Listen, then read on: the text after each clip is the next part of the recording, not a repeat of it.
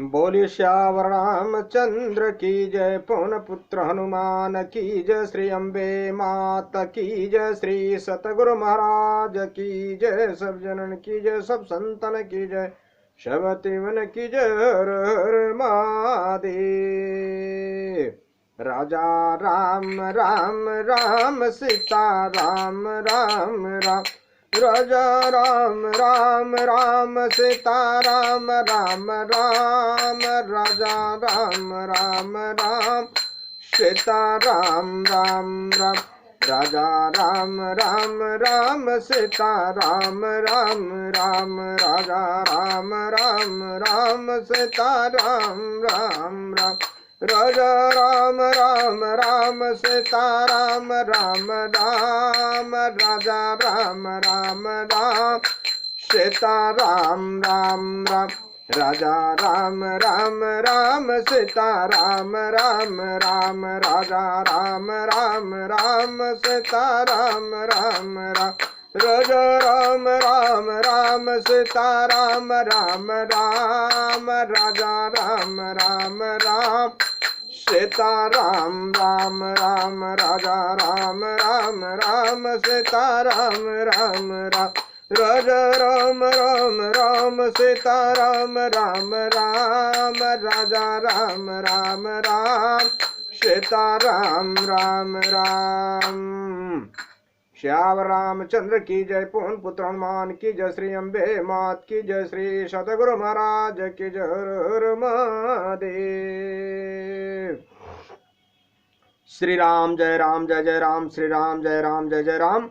भगवान शंकर के आशीर्वाद से, प्रभु श्री राम जी के कृपा से, देवी माँ के आशीर्वाद से, सदगुरु के कृपा से, श्री भक्तमाल कथा भाग 257 श्री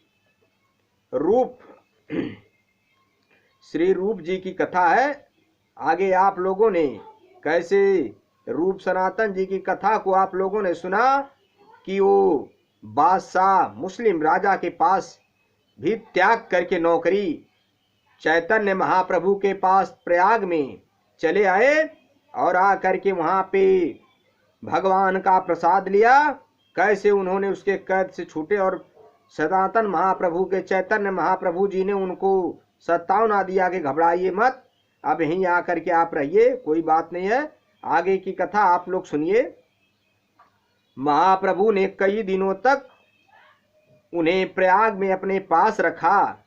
रूप के द्वारा प्रभु को बहुत बड़ा कार्य करवाना था। चैतन्य महाप्रभु जी को वृंदावन की दिव्य प्रेम लीला को पुनर्जीवन देना था। इसलिए रूप को एकांत में रखकर लगातार कई दिनों तक महाप्रभु ने उसको भक्ति का यथार्थ रहस्य भली भांति समझाकर अंत में कहा, रूप मैं काशी जाता हूँ, तुम वृंदावन जाओ, मेरी आज्ञा का पालन करो, जीवों का कल्याण करो, अपने सुख की आशा छोड़कर वृंदावन जाओ और इसके बाद यदि इच्छा हो तो मुझसे नीलांचल में मिलना। यूं कहकर प्रभु वहां से चल दिए। सियावर रामचंद्र की जय। बड़े कष्ट से धैर्य धारण कर प्रभु के आज्ञा अनुसार रूप अपने छोटे भाई अनुपम के साथ वृंदावन को चले। रूप और अनुपम को वृंदावन भेजकर महाप्रभु काशी चले गए और वहां श्री चंद्रशेखर जी के मकान में ठहरे। इधर सनातन ने गौड़ के कारागार में रूप का पत्र पाकर शीघ्र ही वहां से निकलकर महाप्रभु के समीप जाने का विचार कर लिया तथा मौके से द्वार रक्षकों को 10,000 मुहरे देकर वे कारागार से निकल पड़े और उसी की सहायता से रातों रात गंगा के उस पार चले गए। ईशान नामक एक नौकर इनके साथ था। उसने छिपाकर 8 मुहरे अपने पास रख ली थी। पतड़ा ग्राम में भौमिकों ने मुहरों के लोभ से सनातन बड़ा आदर किया। उसके मन में पाप था। वे रात को सनातन और ईशान को मारकर मुहरे छीनना चाहते थे। सनातन ने मन में सोचा कि ये लोग मेरा इतना सम्मान क्यों करते हैं और इनको लुभाने की मेरे पास तो कोई वस्तु नहीं है। उनके मन में संदेह हुआ और उन्होंने ईशान से पूछा, मालूम होता है तुम्हारे पास कुछ धन है। ईशान ने एक मुहर छिपा कर कहा, हाँ 7 मुहरे हैं। सनातन ने कहा, भाई इस पाप को अपने पास क्यों रखा? यदि तुम इस समय न बताते तो रात को ये भौमिक बिना मारे न छोड़ते। उससे 7 मुहरे लेकर सनातन ने भौमिकों को दे दी। शेष 1 मुहर का और पता लगने पर सनातन ने वह मुहर ईशान को देकर उसे वापस देश लौटा दिया। सारा बखेड़ा निपटा, सुखपूर्वक सनातन अकेले ही चलने लगे। संध्या के समय हाजीपुर नामक स्थान में पहुंचे और एक जगह बैठकर बड़े ऊंचे स्वर से श्री कृष्ण के पावन नाम का कीर्तन करने लगे। उन्हें सच्ची शांति और विश्व शांति इसी में मिलती थी। वास्तव में बात भी ऐसी ही है। सियावर रामचंद्र की जय। सनातन के भनोई श्रीकांत बहुत दिनों से हाजीपुर में थे। वे गौड़ बादशाह के लिए घोड़े खरीदने आए थे। संध्या का समय था।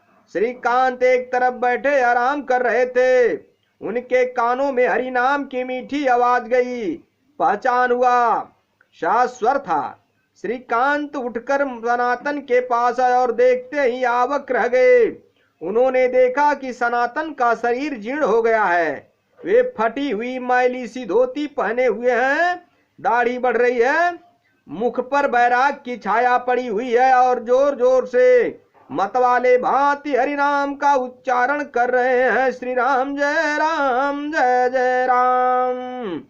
श्रीकांत ने सनातन को पुकार कर सचेत किया और उनके पास बैठकर इस हालात का कारण पूछा। सनातन ने संक्षेप में सारी कहानी सुना दी। श्रीकांत ने कहा, ऐसा ठीक नहीं, घर लौट चलिए। सनातन ने कहा, घर ही तो जा रहा हूं। अब तक घर भूला हुआ था, पराये घर को घर माने हुए था। अब पता लग गया है, इसलिए तो दौड़ता हूं। आंखें खुलने पर स्वप्न के महलों में कौन रहता है? श्रीकांत ने समझाने की बड़ी चेष्टा की, परंतु समझे हुए को भूला हुआ क्या समझाएगा। जहां बैराग का सागर उमड़ा हो, वहां विषय रूपी कूड़े को कहां स्थान मिल सकता है। श्रीकांत की बातें सनातन के जागृत हृदय को स्पर्श नहीं कर सकी। सियावर रामचंद्र की जय। उधर ही ऊपर उड़ गई। श्रीकांत ने समझा कि अब ये नहीं मानेगा, अतः सनातन के घर लौटने की आशा छोड़कर उन्होंने उनके राह खर्च के लिए कुछ देना चाहा। सनातन ने कुछ भी नहीं लिया। गहरा जाड़ा पड़ रहा था। श्रीकांत ने एक बढ़िया दुशाला देना चाहा, सनातन ने उसे भी नहीं लिया। श्रीकांत रोने लगे। उनका रोना देखकर सनातन का मन पिघला। भक्त बड़े कोमल हृदय के होते हैं, उनसे दूसरे का दुख नहीं देखा जाता। अतः श्रीकांत के मन को शांत और सुखी करने के लिए उन्होंने उनसे एक भूटानी कंबल ले लिया और देखते ही देखते वहां से चल पड़े। श्रीकांत चुपचाप खड़े रोते रह गए। सियावर रामचंद्र की जय। महाप्रभु जिस राह से, जिस गांव से और जिस नगर से जाते थे, सभी जगह अपना एक निशान छोड़ दिए जाते थे। वह था हरि नाम की तुमुल और मंत्र ध्वनि। अतः सनातन की खोज करने की आवश्यकता नहीं पड़ी। वे प्रेम में झूमते हुए हरि नाम परायण लोगों को महाप्रभु का मार्ग चिन्हित समझकर काशी जा पहुंचे और वहां जाकर इसी प्रकार सीधे चंद्रशेखर के मकान के समीप पहुंच गए। खोज प्रत्यक्ष थी। लाखों नर नारी मिलकर हरि ध्वनि कर रहे थे। सनातन का मन प्रफुल्लित और शरीर पुलकित हो गया। वे धीरे धीरे जाकर चंद्रशेखर के दरवाजे पर बैठ गए। महाप्रभु घर के भीतर हैं और सनातन बाहर बैठे हुए हैं। प्रभु के श्री चरणों का ध्यान कर रहे हैं, अंदर जाने का साहस नहीं होता। अपने पापों को स्मरण करके मन में सोचते हैं कि क्या मुझ पर भी प्रभु की कृपा होगी, मुझ सरीखे घोर नारकी जीवों की ओर क्या प्रभु निहारेंगे। सनातन के मन में कहीं भी कपट या दंभ की गंध नहीं थी। सरल और शुद्ध हृदय से पापों की स्मृति के अनुपात से दग्ध होते हुए सनातन आज प्रभु की शरण चाहते हैं। श्यावर रामचंद्र की जय। सर्वज्ञ महाप्रभु ने घर के अंदर बैठे हुए ही इस बात को जान लिया, बाहर सनातन बैठे हैं। अतः उन्होंने चंद्रशेखर से कहा कि दरवाजे पर जो वैष्णव बैठा है उसे अंदर बुला लाओ। आज्ञा अनुसार चंद्रशेखर बाहर गया और वहां किसी वैष्णव को न देखकर वापस लौटकर बोला कि बाहर तो कोई वैष्णव नहीं है। महाप्रभु ने कहा, क्या दरवाजे पर कोई नहीं बैठा है? चंद्रशेखर ने कहा, दरवाजे पर एक फकीर सा तो बैठा है। महाप्रभु ने कहा, जाओ उसी को बुला लाओ। सनातन के कपड़े लत्ते वैष्णव के से नहीं थे, परंतु उसका अंतर तो विष्णुमय था। अंतर को पहचानना अंतर्यामी का ही काम है। सियावर रामचंद्र की जय। चंद्रशेखर यह सुनकर आश्चर्य करने लगा, सोचने लगा कि आज प्रभु इस फकीर को क्यों बुला रहे हैं, परंतु महाप्रभु के सामने कुछ कहने के साहस नहीं हुआ और उसने बाहर जाकर सनातन से कहा, आप कौन हैं? आपको प्रभु बुला रहे हैं। प्रभु बुला रहे हैं। इन शब्दों ने बिजली का सा काम किया। सनातन के हृदय में हर्ष, आशा, चिंता, भय, भक्ति और लज्जा आदि अनेक भावों की तरंगे उठने लगी। उन्होंने कहा, क्या प्रभु बुलाते हैं? क्या सचमुच ही मुझे बुलाते हैं?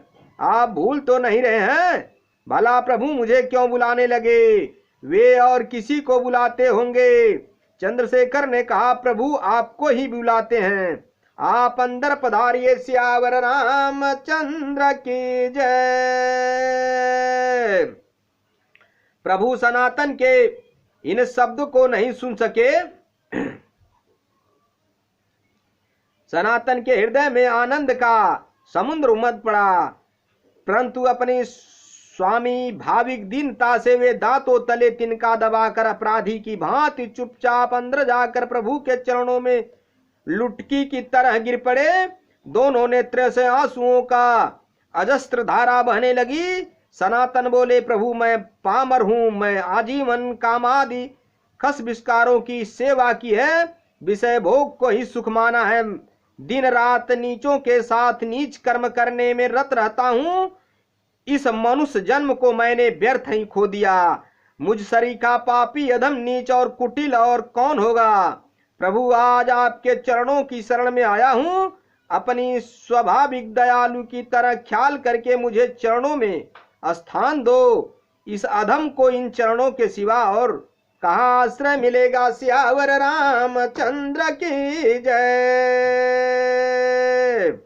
प्रभु सनातन के इस शब्द को नहीं सुन सके, उनका हृदय दया से द्रवित हो गया।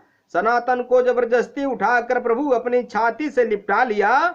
सनातन के नेत्रों की आंसुधारा मानो मंदाकिनी की धारा सी बनकर महाप्रभु के सशरीर चरणों को धोने लगी और महाप्रभु के नेत्रों की प्रेम आंसुधारा सनातन के मस्तक को सिंचन कर उसे सहसा पाप मुक्त करने लगी। सियावर रामचंद्र की जय।